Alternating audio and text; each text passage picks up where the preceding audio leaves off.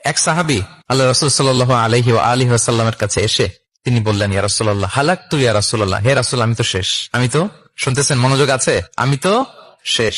রাসূল সাল্লাল্লাহু আলাইহি ওয়াসাল্লাম বললেন, ওমা আহলাকা, কি হয়েছে তোমার? তো সে বলে, ওয়াকাআতু আলা ইমরাআতি ফি রমাদান, আমি তো রমজান মাসে দিনের বেলায় আমার স্ত্রীর সাথে মেলামেশা করে ফেলছি, একেবারে ফাইনাল মেলামেশা, আমার সিমেন আউট হয়ে গেছে বডি থেকে। এজন্য সে অস্থির হয়ে রাসূল সাল্লাল্লাহু আলাইহি ওয়াসাল্লামের কাছে শুনি, ইয়া রাসূলুল্লাহ আমি তো শেষ, আমারে বাঁচান, আমারে বাঁচান। কি হয়েছে? বলে, দিনের বেলায় রমজানে স্ত্রীর সাথে মেলামেশা, ইন্টিমেসি নিষেধ, আমি তো ইন্টিমেসিতে চলে গেছি, আমার কি হবে, আমার বাঁচান। তো আপনারা জানেন যে ইচ্ছাকৃত যদি কেউ রোজা ভাঙে, আমি আপনাদেরকে বোঝাচ্ছি হচ্ছে ফ্লেক্সিবিলিটি, ইসলাম যে কতটা ফ্লেক্সিবল এটা আগে মাথায় রাখেন, যে what is the essence of flexibility in Islam, কতটা ফ্লেক্সিবল ইসলামের নিয়ম কানুন আর তাইসির।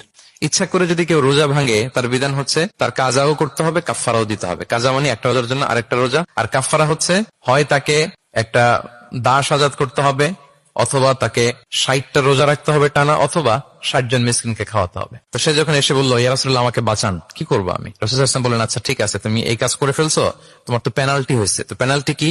তো বলে যে, রাসূল সাল্লাল্লাহু আলাইহি ওয়াসাল্লাম বলেন যে তুমি একটা দাস আজাদ করে দাও। বলে, ইয়া রাসূলুল্লাহ এই সক্ষমতা আমার নাই, আমি দাস আজাদ করবো কোত্থেকে? আচ্ছা এটা পারবা না, তো তাহলে টানা 60টা রোজা রাখো কাফারা হিসেবে, টানা 60 দিন রোজা রাখতে হবে, রমজান চলে যাওয়ার পরে 60 দিন রোজা, এটা রাখো। বলে, রাসূলুল্লাহ এটাও পারবো না, আমি টানা 60 দিন রোজা আমি রাখতে পারবো না। আচ্ছা এটাও যদি না পারো, তাহলে তুমি 60 জন মিসকিনকে খাবার খাইয়ে দাও।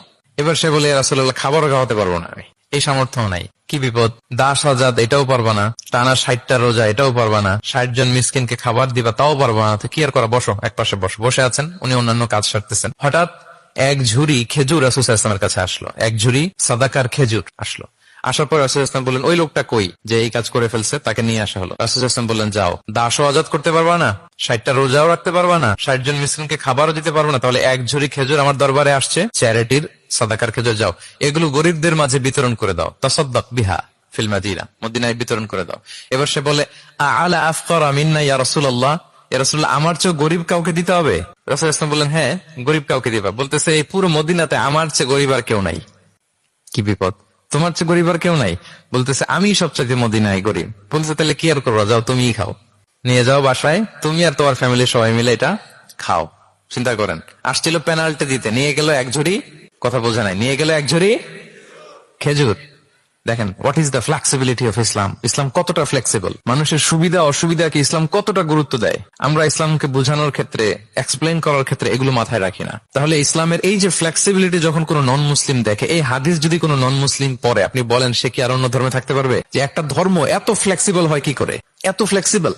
এভাবে আপনি যদি দেখেন যে রাসূল সাল্লাল্লাহু আলাইহি ওয়াসাল্লাম খুব সহজ করে দিন ইসলামকে উপস্থাপন করেছেন।